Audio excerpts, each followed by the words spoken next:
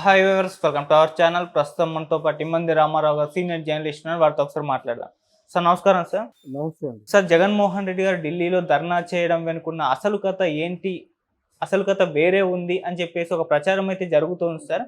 ఎందుకు ఇండియా కూటమిలో ఉన్న వాళ్ళందరితో మీటింగ్ అంటే ధర్నాకు ఆహ్వానించడం, వాళ్ళు కూడా రావడం, దీని వెనుకంత వేరే స్టోరీ ఉంది అంటున్నారు. నిజంగా వేరే స్టోరీ ఉందా, లేకుంటే కేవలం తమ పైన జరుగుతున్న దాడుల్ని అందరినీ కూడా చూపించాలన్న ఉద్దేశంతోనే చేశారా? అసలు ఏంటి సార్ జగన్ ధర్నా వెనుకున్న అసలు కథ ఏంటి? ఆయన అప్పుడే వీళ్ళు వైసీపీ నాయకులు అందరూ ఎలాగనుకుంటున్నారంటే ఇంకా అధికారంలో ఉన్నామనుకునే మాట్లాడుతున్నారు. అధికార అహంతో మాట్లాడుతున్నారు. ఈయన అసలు ఎందుకు ఓడిపోయామో పూర్తిగా రివ్యూ చేసుకొని ఇంకా మన ప్రమాణ స్వీకారం జరిగింది.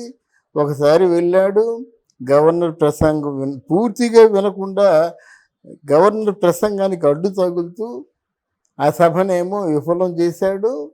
ఇప్పుడేమో పెద్ద ప్రతిపక్ష హోదా నాయకుడిగా అవకాశం కల్పించాలని అయ్యన్న పాత్రుడికి ఇచ్చాడు ఒక లేఖ. అది చూశాడు, కుదరదని చెప్పాడు. మళ్ళీ రెండవసారి అసెంబ్లీకి వచ్చినప్పుడు కయ్యానికి తగుదునమ్మా అంటూ నల్ల కండువాలు వేసుకొని వచ్చాడు. ఏమిటి ఇదంతా? ఎందుకు ఆ తొందరపాటు? రావడమే రావణ కాష్టంలాగా ఆంధ్రప్రదేశ్ రగిలిపోతుంది. హత్యలు, దాడులు, ఆడవాళ్ళ ప్రాణాలకు కూడా రక్షణ లేదు అని చెప్పి అలా ఆల్మోస్ట్ చాలా ఇటువంటి పరిస్థితుల్లో ఏదో గవర్నర్ పరిపాలన పెడితే, రాష్ట్రపతి పరిపాలన పెడితే కానీ మరి ఆంధ్రదేశాన్ని ఎవరూ రక్షించుకోలేరు అని చెప్పాడు. చెప్తే చెప్పాలి కదా, ఎంతమంది చచ్చిపోయారు, ఎలా చచ్చిపోయారో, ఏ పార్టీ వాళ్ళు కొట్టారో, వీళ్ళకి ఎప్పటి నుంచి పాత పగలు ఉన్నాయో పోలీస్ డిపార్ట్మెంట్కి వదిలేస్తే ఒక గంటలో తేల్చేస్తారు ఆ వ్యవహారంతా. ఢిల్లీ వరకు వెళ్ళవలసిన అవసరం లేదంటాను. ఇక్కడ కాంగ్రెస్ పార్టీతో ఇక్కడ జగన్మోహన్ రెడ్డి మంతనాలు సాగించినప్పుడు కూడా వాళ్ళు ఎందుకు తీసుకుంటారు? ఈయనకి ఏముంది? ఒకవేళ వచ్చే ఎలక్షన్స్లో జగన్మోహన్ రెడ్డి ఖచ్చితంగా గెలుస్తాడనేటువంటి టాక్ ప్రజల్లో ఉందా? వ్యక్తిగతంగా ఆయన ఎట్లాంటి స్వభావం ఉన్నప్పుడు, ఎట్లాంటి స్వభావం ఉన్నవాడు? అలాగే మీ దగ్గర నుంచి విడిపోయినప్పుడు ఉండరా అబ్బాయి, నేను పూర్తిగా 2 రోజులు ఆగు, నీ తాలూకు కొంచెం అనుభవం వచ్చిన తర్వాత నీకు అంటే ముఖ్యమంత్రిగా పదవి ఇస్తానంటే మీతో పాటు వెళ్ళిపోయి పాదయాత్ర చేసిన వాడే కదా. తెలుగులో ఒక సామెత ఉంటుంది, ముక్కు కోసిన మొగుణ్ణి ఎప్పటికీ మర్చిపోలేదట. అలా నువ్వు వైసీపీ నాయకుడిగా ఉంటూ ఈ పార్టీని బాగా ఎస్టాబ్లిష్ చేయక ముందు వాళ్ళ ముక్కు కోసి వచ్చేసావు, వాళ్ళని అవమానించి వచ్చేసావు. మీ నాన్న ఆత్మబంధువులా ఉంటే నువ్వు సింహ స్వప్నంలాగా తయారయ్యావు. ఇప్పుడు మన వైఎస్ఆర్ పార్టీ అంటే వైఎస్ రాజశేఖర రెడ్డి పార్టీ కాదు, యువజన శ్రామిక రైతు పార్టీ. అది ఎవరి దగ్గర నుంచో కొనుక్కున్నావు. ఆ విషయాన్ని చెప్పాలా? దీనికి దానికి సింక్ అయ్యేసరికి మా నాన్నగారి పార్టీ, రాజన్న పాలన అందిస్తా అన్నావు. ఎంతవరకు రాజన్న పాలన అందించావో ఆ రాజన్న పార్టీలో ఉన్న వాళ్ళకి అందరికీ తెలుసు. ఇప్పుడు నువ్వు ఎందుకు వెళ్ళావు జంతర్ మంతర్కి? నిన్నెవరు ఖాతరు చేస్తారు? ఏదో ప్రపోజల్ ఉండాలి కదా. నువ్వు ప్రపోజల్ చేస్తే బీజేపీ వాళ్ళు స్పందిస్తారా?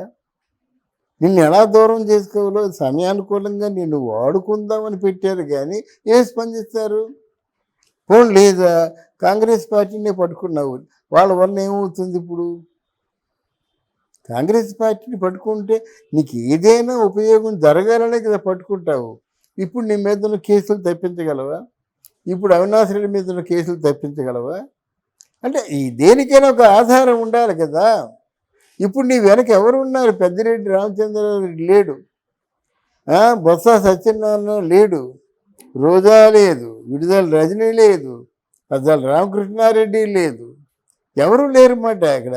అంటే ఇక్కడ మీరు ఎవరు లేకుండా నువ్వు పొరపాటున జైలుకి వెళ్తే నీ పార్టీని ఇంకా నడిపించేది ఎవరు? ఒకవేళ భారతి గారు ఉన్నారనుకుంటే భారతి గారికి 190 బాధ్యతలు ఉన్నాయి. ఎన్నో కంపెనీలకి ఆవిడ మేనేజింగ్ డైరెక్టరు. ఉన్న కంపెనీలన్నీ నీ పేరు మీద లేవు కదా, ఆవిడ పేరు మీద ఉన్నాయి.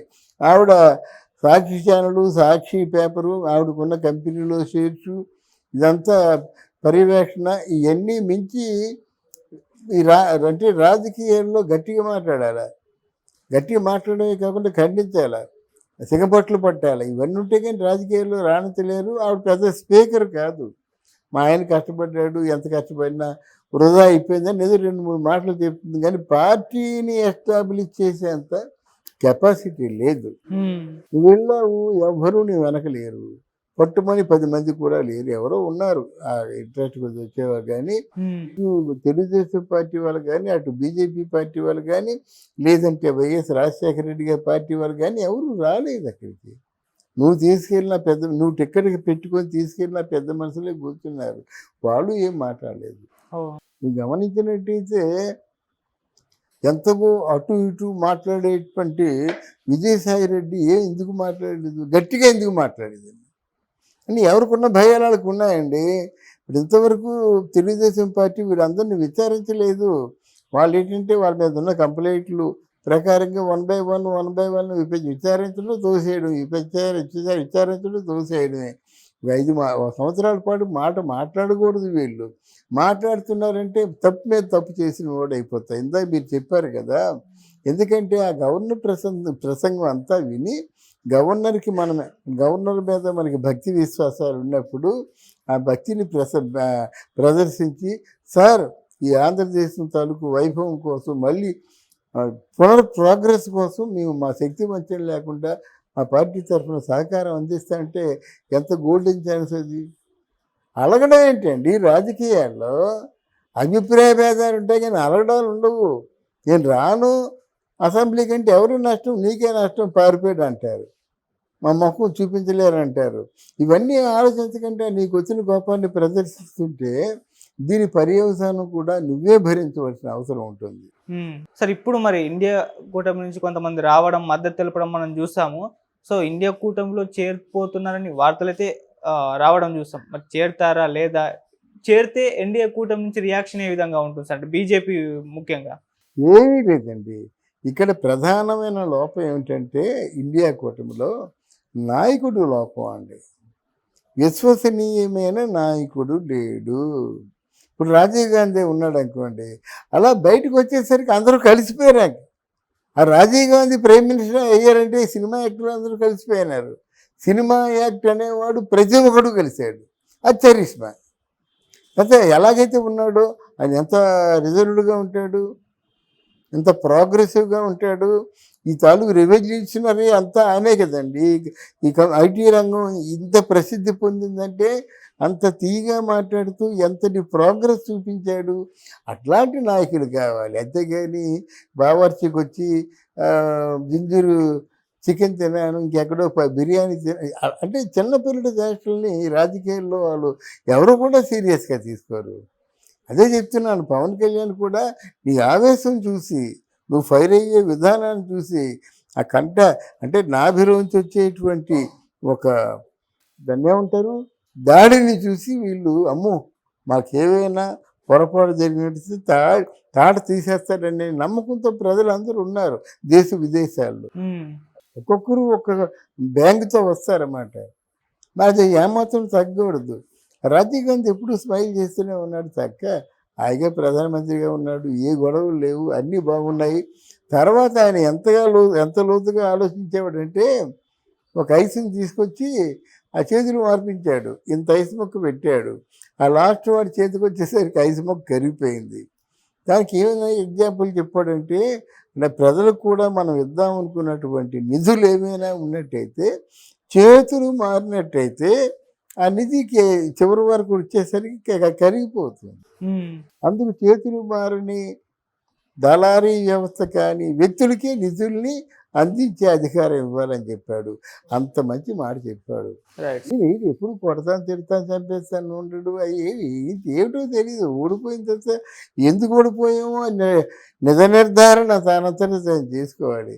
నువ్వు పరిపాలించిందేమో రామరాజ్యమును, ఇంకోటి పరిపాలించేది రాక్షస రాజ్యం అనా ప్రజలు చీ కొడతారు.